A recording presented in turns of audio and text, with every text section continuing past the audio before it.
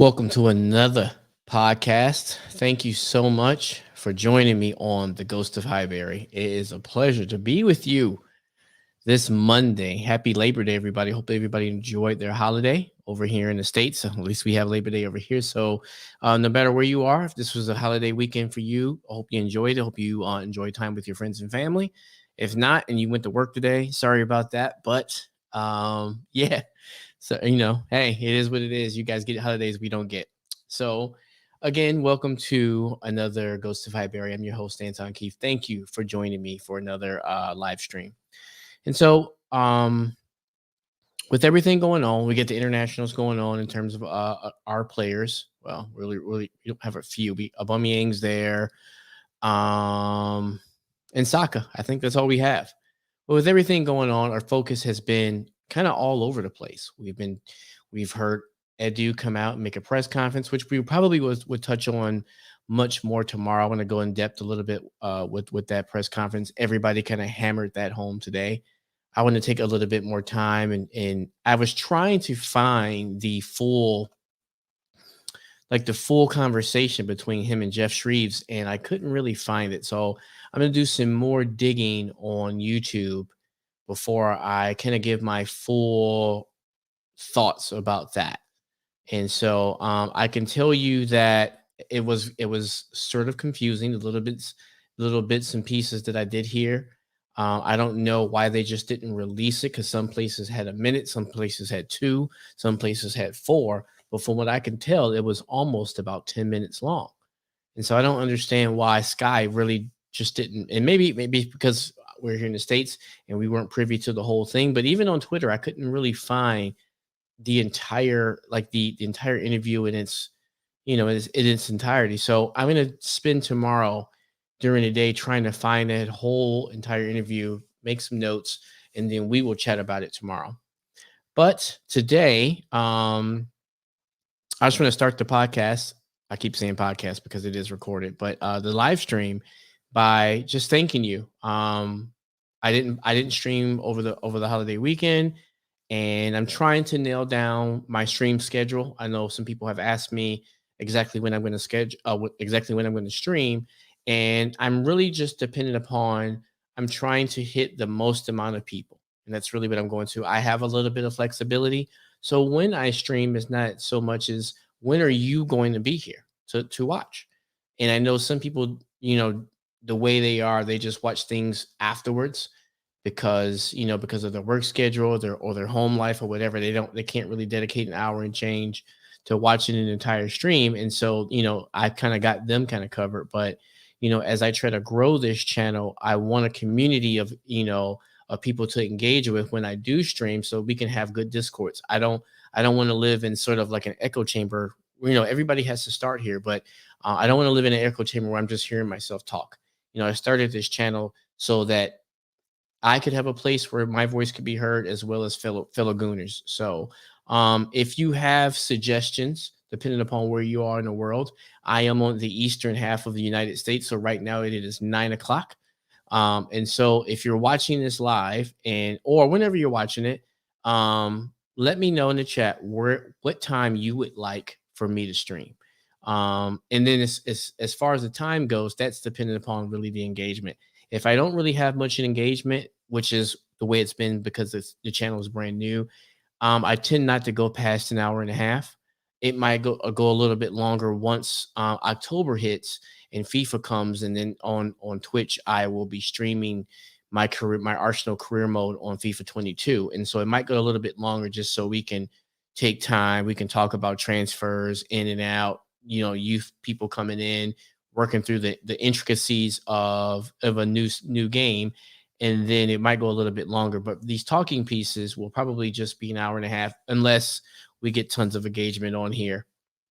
I'm also working on getting some interviews they won't be streams necessarily. They'll just be a video portion, so people can just kind of check those out with some people in and around Arsenal that just love the club like we do, and that can give some very specific detailed points of view that I think you all will enjoy.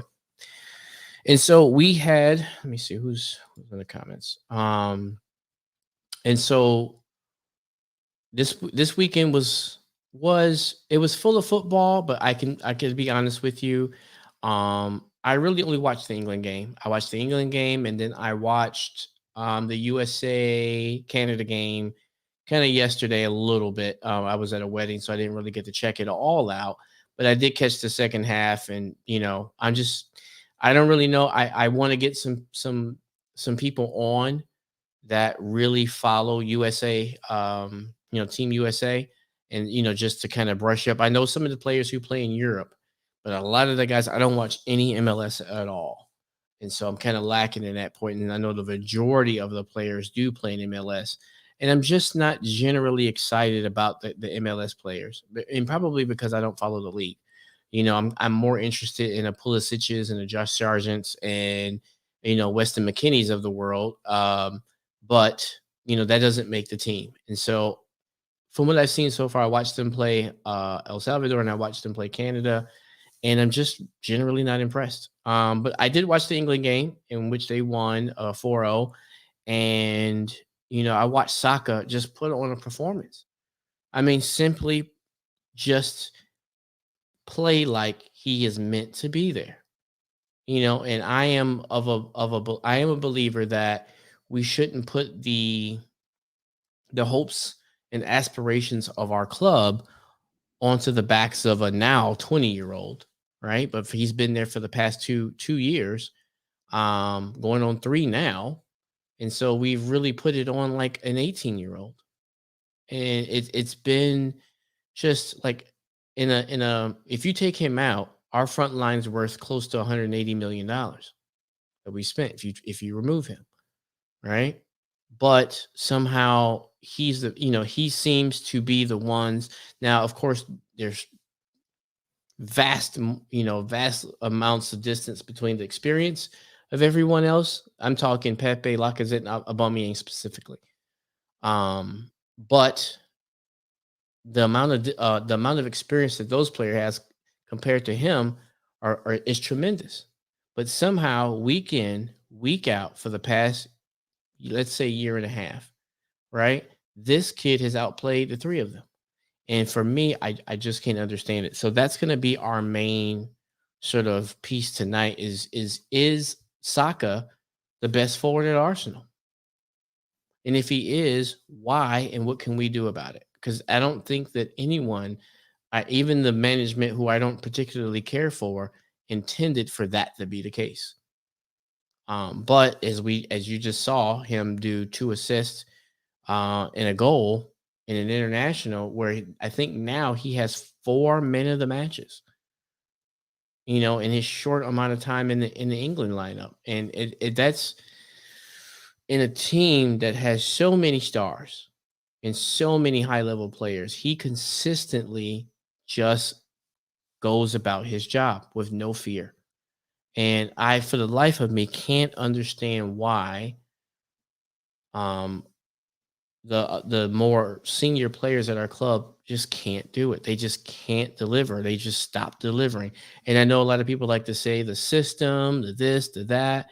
But even when he's in our team, he consistently shows up. So if he can do it in his team, and let's just say for the sake of argument that they don't they don't necessarily agree with the things that Arteta is doing, tactically, he still makes it seem like he's meant to be there and shows up and gives us the best chances of scoring and has done so for the past year and a half. So, as much as we might think that we might need a change, to him, it doesn't matter because he does it under Arteta and he does it under Gareth Southgate. So, what does that tell you? Either it's something else or it's just he wants to excel and he goes out there and doesn't take it and doesn't make excuses. So we're going to touch on that. If you have an opinion, please do me a favor, leave it in the comments. um if you like what you're seeing, please do me a favor. Like I discussed earlier, I am trying to grow the channel. Please give the channel a like and a subscribe so that we can continue to move up and more people can know about the Ghost of Highbury. So, without further ado, let's just jump into it. I'm going to share my screen as I always do, and let's take a look at Bukayo Saka's profile on Transfer Market.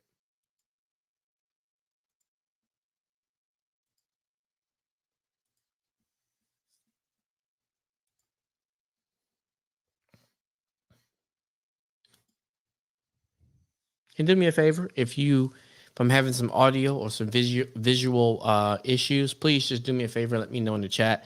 I was watching some of my favorite streamers like Curtis Shaw, and some other people, and they were this weekend they were having a lot of issues like I had earlier this week with their audio, and so it really helps out because from our point of view, everything looks and sounds good. Like right now, I'm looking at myself in my camera on the viewfinder.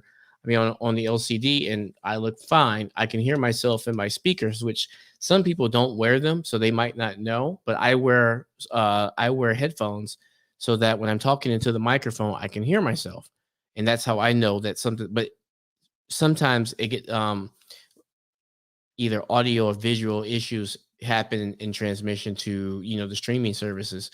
So do me a favor, if you hear something or you see something that looks weird, just do me a favor and leave me a note in the chat and let me know so that I can adjust, because as you can see, I have everything situated right here. So anywho, let's take a look at transfer market, and let's take a look at Saka's sort of stats here. So as I was taking a look at this, the first thing that really stood out to me was this value.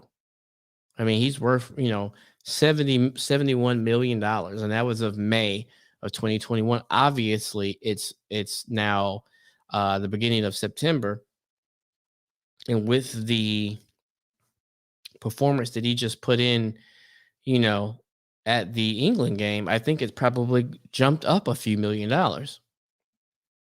And as you can see, let me just scroll down here a little bit. So they've been tracking him since October of 2009, right? And his market value at the time was $7 million. So just 2 years ago, October of 2019, right? His value was 18 years old, and his value was estimated to be $7 million. Okay. And if you go just 2 years, okay, look at this now, $71 million at 19 or 20 now. Okay, so it's probably even higher because again, that this was a few months ago. Okay. And at one point it had gone down a little bit, right? That was probably because this is when we really started to get hammered, right? But still, even though we were doing poorly, he was still going up. And then take a look at this. And you know what? This stuff is subjective. I don't know how they get these numbers here. But right here, it has the number one ranked player at Arsenal, the number one ranked. Let me just click on this and see how they get to this. No. Okay. Well, no, they don't really show how they come up with that. So I'm going to go back. Then they have him the number 20 ranked player of all the players in the Premier League. And I don't know how they come up with that, but this is a very respected site. A lot of people visit this, and a lot of people respect the things that they put on here. And so for them to have him being the 20th ranked player in the Premier League is really impressive. I mean, I mean, off the top of my head, I'm thinking a lot of players in Liverpool, Man City, and Chelsea. But then after that, I guess you really have to, I guess it could be right. And then worldwide 40. Now, here is where I think that it might be an issue. I don't know if he's a 40th ranked player in the world. But I don't think that this site is sort of lean strongly towards Arsenal players.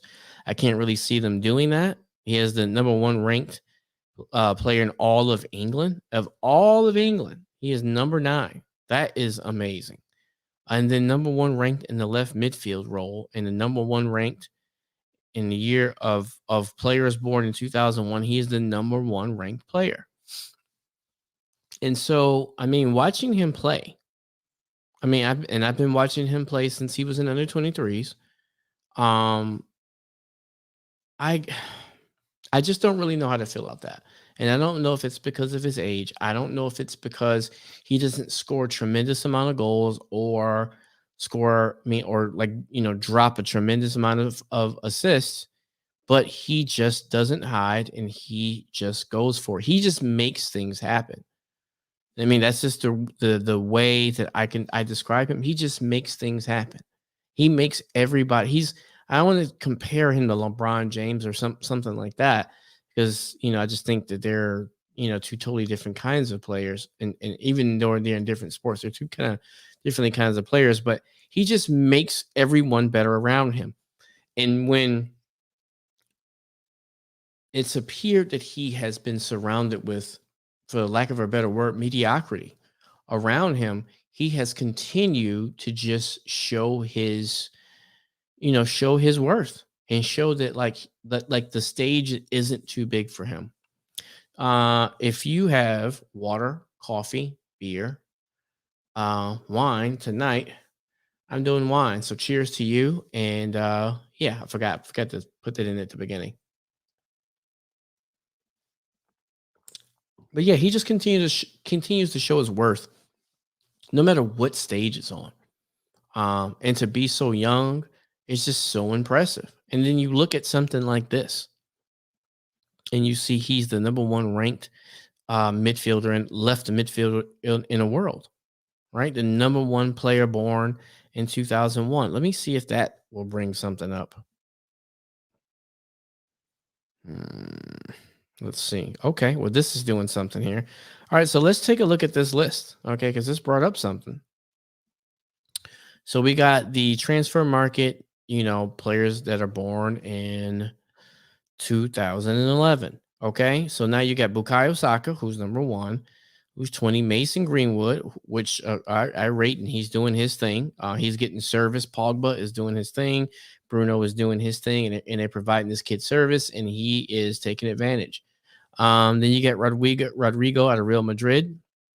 Haven't seen too much of him, but from what I had, I am impressed. He is quality. Curtis Jones, I've seen a lot more of just because of him with all the injuries that they suffered at Liverpool over the past year and a half. He's gotten a lot more opportunities to play, and we've played him because we've gone pretty far in League Cups pretty recently. So I've seen more of him, and he's quality. And then Brian Gill, Badashili, that's from Monaco. Then Martinelli, surprisingly, and he's an interesting player. I actually like him, but I just think I don't really know what he is. And you know what it seems like? He seems like Alexis to me without the substance. He seems like he has the mind state of Alexis and the drive of Alexis, but Alexis had skill and class and quality to go along with his intense attitude. And I see that intense attitude in Martinelli, but I haven't really seen it portrayed on the pitch. They've tried playing him at winger, and to be fair, he really hasn't gotten the opportunities to excel. And when he has played, he really hasn't gotten the opportunities, meaning like the through balls and playing into dangerous positions that I would have liked to have seen. But right now, I'm just kind of reserving my judgment. But they have him as the number 7 player born in 2011. Eric Garcia from Barcelona, of course. Never heard of Thiago Almada. And then Saliba. So looking at this in the top 10, according to this site, we have 3 players born 2011 in the best 2011 class in the world. We have the number 10, the number 7, and then number 1. Is there anybody else? Keep scrolling down. Nope, not the top 25. And I guess a lot of these players aren't in the Premier League, so that's impressive. I mean, and then he is worth, close to 20 million more than the next available person. Let me see who they have for left midfield in the world. That's wow. Okay. So we got Harvey Burns, who I rate. I think he's I think he's class. I think he's on his way, but he's significant. He's 3 years older, so he's approaching the prime of his career. Okay, Felipe Costa. I guess that's Frankfurt. I think that is Eintracht Frankfurt. Okay. Luis Diaz, Todd Cantwell, Everton. Okay. These are not the players who I thought would be there. And I don't probably think they consider them. I don't know how they consider these are fourth. They consider these are midfielders. So there's not a lot of Premier League players in here. I got 1, 2, 3, 4. I guess there are 5, 6, 7, 8, 9. 9 players in the top 25. Okay. So, and I would say he's better than everyone on this list. So I think if you're just going by these players, he's better. And then let me just let's see. Let's go to this ranked number 9 among all players in England. Let me see just who they have. Kane being was Jadon Sancho. Wow. Okay. I wonder when Ronaldo comes into play, where will he be ranked? That'll be interesting to see. Raheem Sterling, Marcus Rashford. See again, a lot of besides taking Kane out, got a lot of Man City, Man United, and I'm sure okay.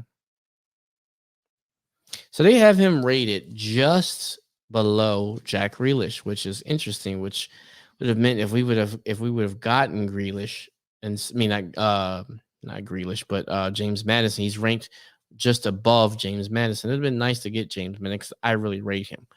And I don't know why his stock is going down. They're doing fine, but it would have been nice to get him to have, according to this, certainly, 2 players in the top 11 would have been good, because then that would have matched. Let me see, Man City having 3, Man United having 2, 1 Spur, 1. It's interesting. They have Mason Mount being the best player at Chelsea, the highest rated player at Chelsea. It's interesting. Okay, and then let me see. So above him, I'm okay with Jack Grealish being better. I'm okay with Declan Rice and Mason Mount. I don't know. Let me know what you think about that. I think Declan Rice is kind of overrated. I don't think he's worth $80 million. I don't see him getting significantly better. And I think that's a little bit. I could see Bukayo Saka getting better, right? I think at 25, Jack Grealish is in the prime of his career. I mean, he's worth $70 million. Man City paid 100, okay, because of a release clause. Trent Alexander-Arnold, I would say, is better. Phil Foden, is he 5 players better than Bukayo Saka? I don't know. Let me know what you think. That's tough for me to say. I truly do not know if he's better. Yeah, let me see. Rashford, Sterling, Sancho. You know what? Sancho's gonna have to show me. And it's not like an indictment on him or anything like that. But so far, I just think sometimes that that German league, if you have quality, I mean, look at Holland. He looks like a man amongst boys, right? And I don't know that I don't know if Sancho would do the things that they think he's going to do. Now, of course, there's an adjustment period. He's got to get resettled in. He's on the red side of Manchester. He came from the blue side of Manchester. I'm interested, and I watch the games, and I want the kid to succeed, but I just don't know. Looking at him so far, I mean, he played week in, week out in Dortmund, and so it shouldn't be that. I mean, Man United's one of the 2 biggest clubs in England, so I mean, I know it's a big deal, but it's playing football. It's something he's done all of his life. But they have him rated above Raheem Sterling, and for me, he's not better. Not yet. Not absolutely. I think Raheem Sterling. If you told me Raheem Sterling was the best player in the Premier League rated wise, I would not have an issue with that. Not at all. I All he does is deliver. In a time where Harry Kane during the league will do amazing things, goals, assists, this and that, he's never won anything, and he hasn't done anything significant towards helping England win international trophies. Whereas Raheem Sterling, game in, game out, did his thing, and even with all the scrutiny and the vicious abuse that he suffers off the field from fans and media, he continues to do his thing. So for me, Raheem Sterling is the best player in the league. But but somehow a player who's played 3 games for his new club coming in is somehow better. And I don't know, that doesn't sit right with me. Rashford, I don't know that. Mm, I maybe it's me rating Trent too high. I just think Trent is this class. I just think that he is one of the best players in the world. And so I think I would put Trent at 4, put Rashford at 5, and Foden at 6. And then I would probably move up. I would probably swap. So you trying to tell me that Phil Foden is rated higherly than Jack Grealish? I like Phil Foden, but I think Grealish is better. So yeah, but so it's interesting, the people that they have. So, let me see. Do we have any other Arsenal? No. Top 25. He's it. But we are full of. No, well, I guess it doesn't really matter because they have Abraham here. So it's not just players who play in the Premier League. It just means top valuable players in England that are English. And yeah. Nope, only Saka. Only Saka. A lot of Man United. A lot of Chelsea.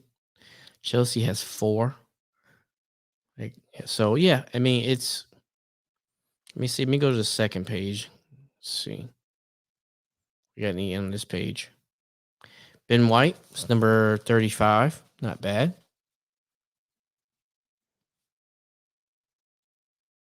That's it. So top 50. We have 2 players. Not good. Not good at all. So yeah, so that's where we are right now. That's where we are. No, let me remove that. So that's where we are. This site has him rated pretty high. And you don't see any Nicolas Pepe. You don't see any Pierre-Emerick Aubameyang.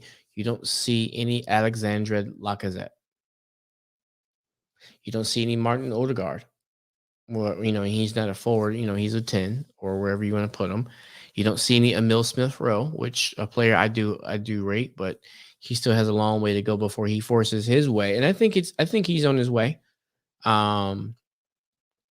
And I think he'll force his way into the England squad, but he's still not of Bukayo Saka's class just yet. Even though they're around the same age, I think they're like a year apart. I think Emil Smith-Rowe is a 2012, if I'm not mistaken. But what does that mean for our team? That the best player is 20 years old, right?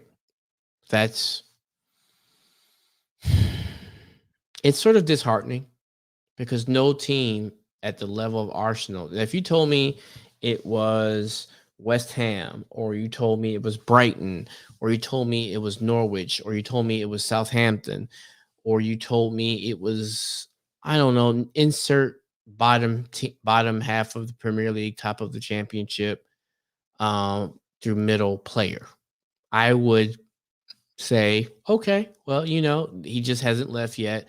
In a team just hasn't stumped up enough money, for that player yet to release him. But at a so-called Big Six club, historically, a 19-year-old or 20-year-old, I'm sorry, a 20-year-old player being the highest rated player and most consistent player. And I think that's where a lot of these, values and things like that, he consistently delivers. And I think that's the problem that we're running into at Arsenal Football Club. And everybody can see it. Everybody can see that our problem is um, we just aren't consistent with our performances. Our defense isn't consistent. Our midfield is a disaster. And our forwards don't get enough chances to score, and when they do, they fluff their lines. And so, accept him, right? So, how long are we going to depend on a 20-year-old to carry these 28, 30, and 26-year-old men that have played first team football in some of the best teams in the best leagues in the world?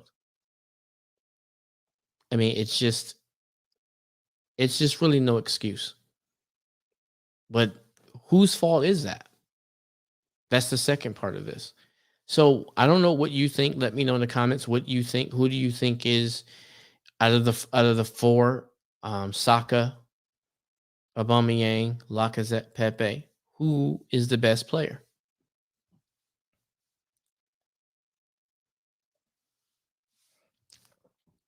And once I I saw, because I've seen some people have this discussion, and I saw somebody post in one of the streams I was watching. They said that Aubameyang is the best. Pepe is the most exciting. Lacazette does his job the best, or something like that. And but Saka is the most consistent. And but I think that he might not have the ceiling that Aubameyang had, right? Or the sort of ceiling that it appears that Pepe has. He might not have that ceiling. Like if you're rating them, maybe I think Pepe with the right something, I don't know, probably can out of 100 probably be like a 97 player. I mean, I think that he can be a top tier player. He has all the attributes except instead of like, I mean, the only thing that he doesn't have is sort of like the killer instinct. He just doesn't have that killer instinct that you see that like Saka has. Saka goes right at you. He gets the ball as soon as he spins. He can be tricky, but he just doesn't. He does a move or two, and then he goes at you. He puts that defensive player on their back foot. They're backtracking. They don't know what to do. They don't know if he's going to go right or left. And he's just so direct. And I think that's what Pepe's missing. Aubameyang, you could say that he's been played out of position, but then that argument stopped pretty fast because he's done tremendous things on the left, not just here, but in Dortmund as well. And so, um, in Lacazette, I don't know if it's been injuries, but something happened with his pace and the general lack of goals. I mean, you got to remember, we paid 90. Let me see. Lacazette was 50, Aubameyang was 45. That's $95 million. And look at the goal output. I mean, Aubameyang barring the last year, okay. Right? He does this thing, golden boots, tie for golden boots, okay. Right? But Lacazette and Pepe hasn't. Let me look up Pepe real quick. Pepe has slowly increased his numbers, and I know sometimes the amount of money that you get transferred in for sometimes should sort of reflect, the value that you're bringing to the club. But in this case, it looks like it's not. So transfer market has Pepe being worth $38 million, which is if we bought him for $38 million, he would still have a tremendous amount of pressure on him, but not $75 million worth of pressure, right? Imagine him we bought him and he was worth more than what Saka is worth now. Right? If you told me right now to buy Nicholas Pepe, we're not getting anywhere near what we paid for him for.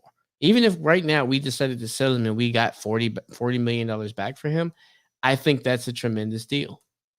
I think we would come out good on the other end of that because we can reinvest that money into maybe somebody of a different profile, a person who might be a little bit more direct. But we, for right now, and hopefully, we stick with him. They have him.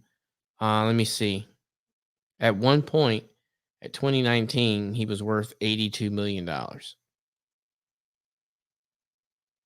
At Lille, his last year, 29, let me see, 2018, he was worth 44, and then 2019, he was worth 71 million.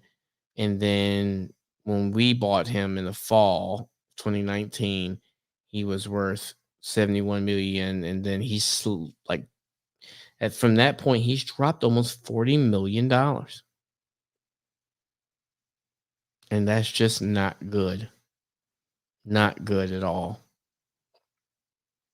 I mean, just think about it. Leo bought him for $3 million. And they turned around and sold him for $71 million. Let me just see something real quick. Let me see his stats, goals.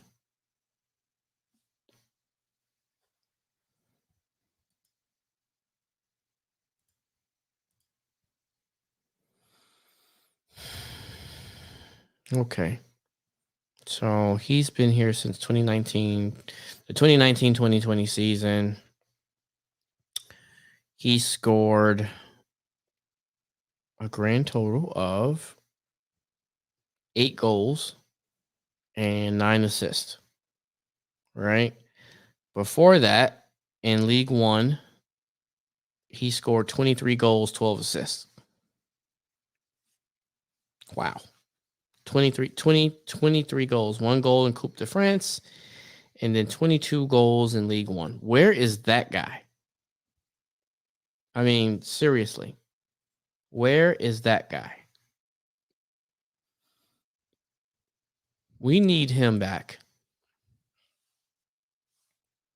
Yeah, we definitely need the 22 goal a season Nicolas Pepe. And I don't know, I mean, whoever can get him back to that sort of form will be a mastermind. And so we need that. But right now, Saka's better.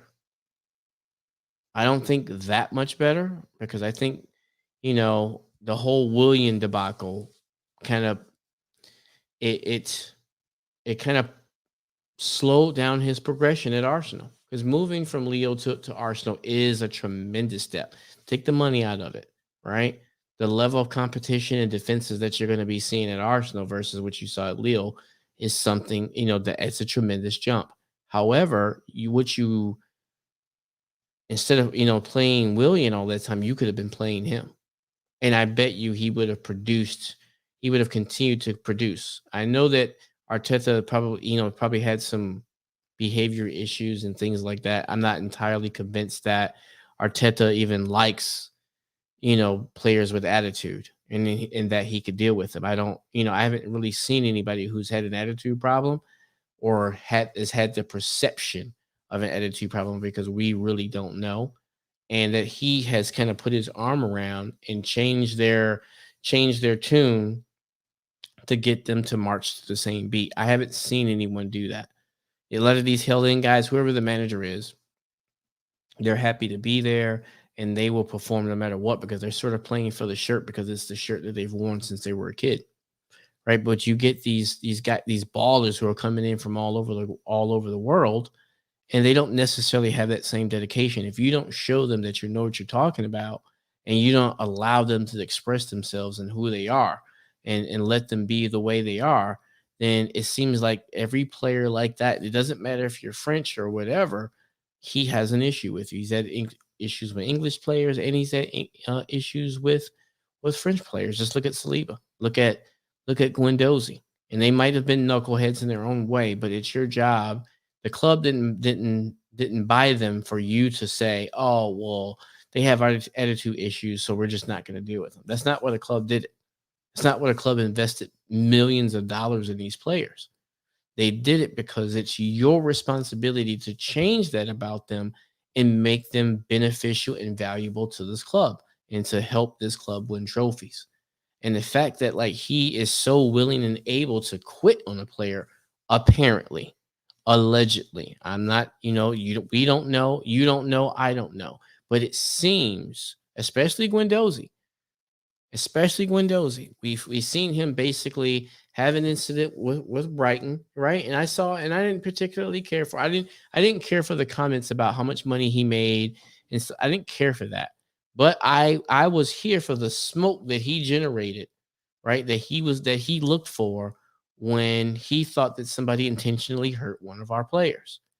He was here for it. He wanted it. It could be bravado. It could be fake, right? But at that moment, we didn't know. And he showed up and he represented the badge. He was not prepared to get bullied. Okay. Now I know a lot of people have seen the footage of Marseille when the crowd came down, they had to stop the game and stuff like that because they were getting mobbed and it looked like he was going to take it off. But have you ever been bum rushed by 25, 35 people? So don't say what you would do or where it's fake because he ran when the crowd was coming. You would run if if people were chasing you too, and if you didn't run, you'd be an idiot.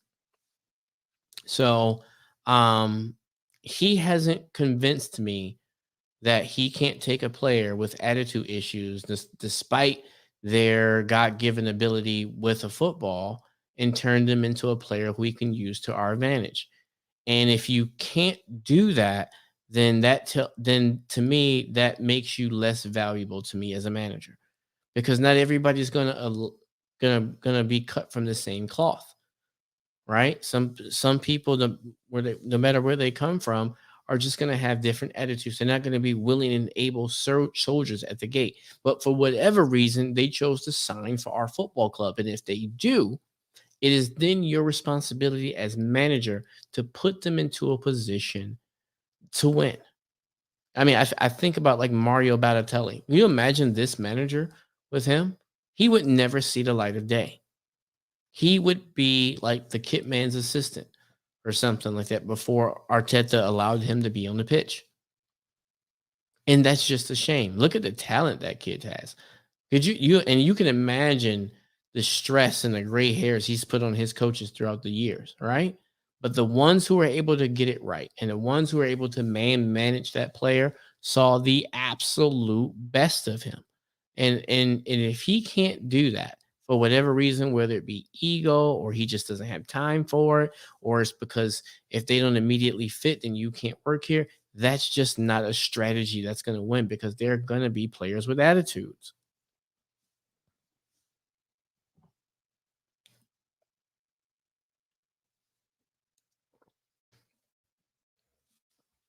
So, um, but yeah, let me know. No matter when, if you watch this tomorrow and you have a take about those four players and who's the best, right now, right? And I'm not talking about overall because of overall, of course, the answer is Aubameyang, of course.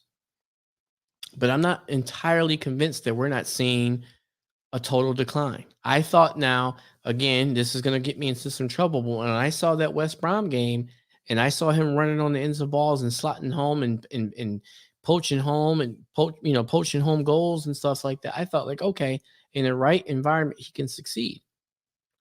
But I guess that all depends on what we see against Norwich. If we see against Norwich what we saw against West Brom, and I'm not saying I would be ecstatic if we put 6 on them. But if we put them away nice and neat 3-0, right? That'll change my mind. If about this debate, not about the team as a whole, but if Saka doesn't have that big of a role, which he might not because he'll just be coming back from internationals, and Aubameyang and Pepe and Lacazette do their thing because they're all fit. They all should be ready to go, especially Pepe and especially Lacazette because they have been there the whole time. Okay, I don't know how. Hopefully, Aubameyang should be fine. I know I saw he. I don't know if they lost their game But I saw a post where he wasn't happy. I know he had a goal called back because of a yellow, but he was actually on side and things like that. So I don't know. I don't know how his team's AFCON chances are going, but and World Cup chances are going, but he should be good to go. Should be good to go. So there shouldn't be a worry. But assuming, and we'll do probably the game is on Saturday morning. On Friday night, or no, Thursday night, actually Thursday night, because I'm not going to stream Friday. I'm probably going to stream Monday, Tuesday, Wednesday, Thursday, not stream Friday, and then probably do a live, like a watch along on Saturday for the game. And then we'll keep going into that up until then. And then I have an appointment at 1, I believe, or something like that. So we'll do a watch along during the game. And we'll do our lineups, and hopefully by then, through practice and training and things like that, God bless Thomas Partey and Eddie Nketiah coming back. That gives Arteta a bigger headache to decide. Hopefully it's not too big of a headache when it comes to Thomas. I know he was just short from the Brentford kind of scrimmage, and hopefully he's getting, and Gabriel getting, and Ben White and Pepe getting themselves to the point where they are good to go. And Smith Rowe hasn't had any setbacks, so hopefully we get to see a fresh Smith Rowe, a fresh Thomas Partey, a fresh Gabriel Magalhaes, a fresh Ben White, a fresh Nicola Pepe. And then if we need Saka and Aubameyang, we can do that. So depending upon, I'm sure on Friday they'll come out with some stuff and talk about who's ready, who's not, who's this, who's that, and Lukonga. Lukonga will be back too, and big shout to him, putting in his first performances in the wins internationally. So big shout to him. So yeah, it's I mean, looking at what I saw, I didn't really know up until I started streaming what my answer would be until I heard it come out of my mouth. But then seeing that transfer market stuff, seeing the players that he's compared against, seeing how much seeing who he's rated against and how he's rated, and the fact that he's raised his level by several times and has delivered. Because somebody could say that they're worth, I don't know, $70 million, but to go out and do it, and he does. Okay, you can only play the competition that you're signed up to play against. All right, he's not getting backyard games counted and things like that. The people who they play against, the coach trusts him. They put him in a game, and he absolutely delivers. Just like I said, I mean, has he gotten to 10 games internationally? I think he's just about there, but he's had 4 man of the matches. He was Arsenal's player of the year last year. So that tells you a lot.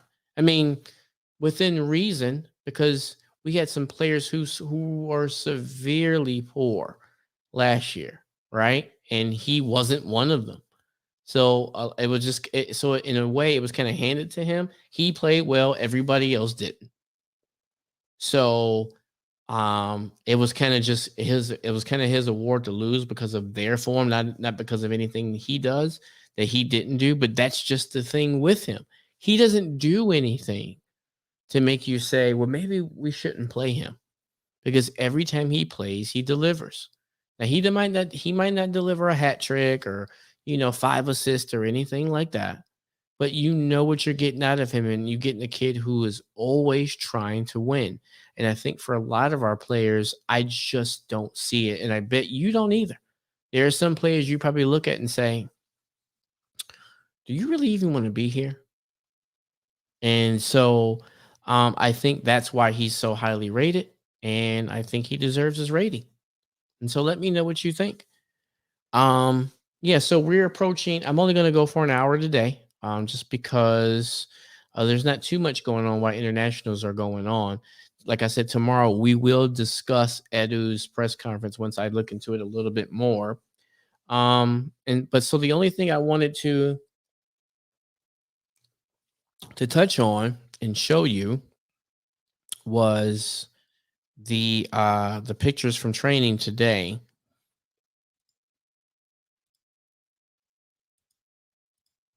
Hmm, just pull it up. And this is from Arsenal's site. And it was this mamma jamma right here.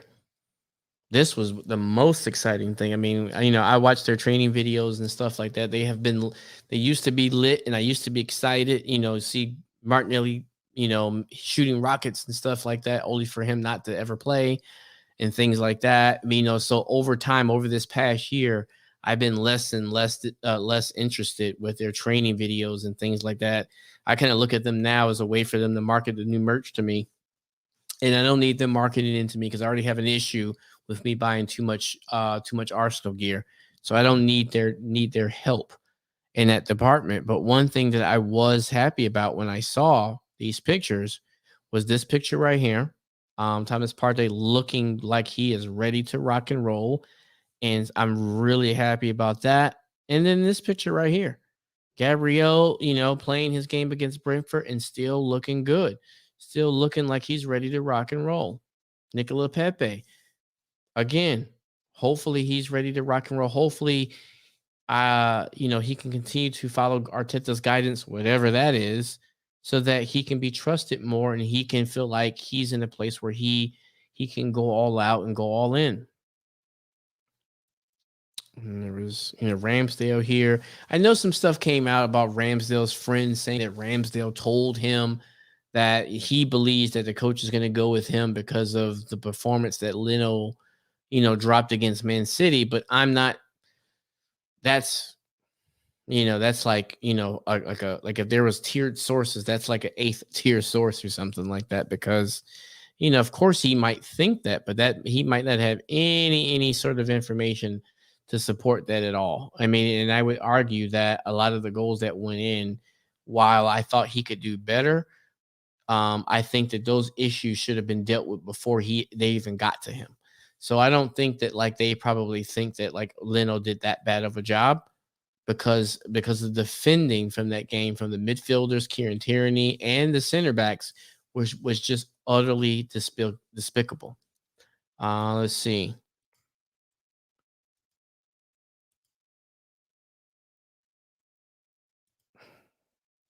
And then this here, Ben White, back, ready to rock and roll. And so I'm hoping throughout this week we get everybody back and we get everybody, hopefully they're listening to him. Hopefully, I mean, I don't know if we're going to do that 3 at the back thing, and we'll talk about that on Thursday when we make our lineups. And then I guess maybe on Twitter or something like that. Unless something crazy happens, I'll stream. Probably if I do stream on Friday, it won't be at 9 o'clock at night. It will be during the day, probably around lunchtime or something like that. Maybe 1-2 o'clock or something like that, if I do decide to stream on Friday. As a matter of fact, that is what I might do. So I might extend it to Friday as well. I am kind of busy on Fridays with my sort of day job. Even though I'm sitting at this desk, I'm doing a lot of editing and things like that for clients. But I will try to get a stream in, because we might not get any information about the health of these guys until then. So we want to make our lineup around that time. Hey, Martinelli in there, great, looking good, looking, like he always does. Eddie's back. Balogun looks like he's ready to rock and roll. And this guy's, I guess it was like a hot day out there, so they all look exhausted and full of sweat, which is what I want to see. I mean, I don't really care how hot it is. I want to see these guys working hard, and really, guys. Of course, guys are gonna smile, but I don't want to see that. I want to see these guys getting after it and focused and showing these young guys, right, what it means to really wear this shirt, and to show them that in order to start a Premier League game, it takes a lot of hard work. Hopefully he's not being too particular here, because of the rumors that they say that he micromanages and stuff like that. I don't know if there's I don't know if that's neither here nor there, but hopefully this kind of picture kind of sums it up right here, that he's that he's like, like, okay, but just a little bit more, So hopefully he's not too hard on these guys. But if he is going three to the back, maybe he does need to drill some more lessons into these guys. So, but yeah, that's it for tonight. Thank you so much if you've checked out the stream the whole way. I sincerely appreciate it. Please do me a favor. Please, like I said, drop a like and subscribe. I'm trying to grow the brand. Please, if you're watching, I've seen some people tap in, tap out. Do me a favor. If you tap in, the only thing that I would love for you to do, besides liking and subscribing, is to drop a quick note in the chat. Let me know where you are watching from, and I love to engage with you. So that's about it for tonight. I sincerely appreciate it. God bless you guys. I hope that you've had a great Labor Day weekend.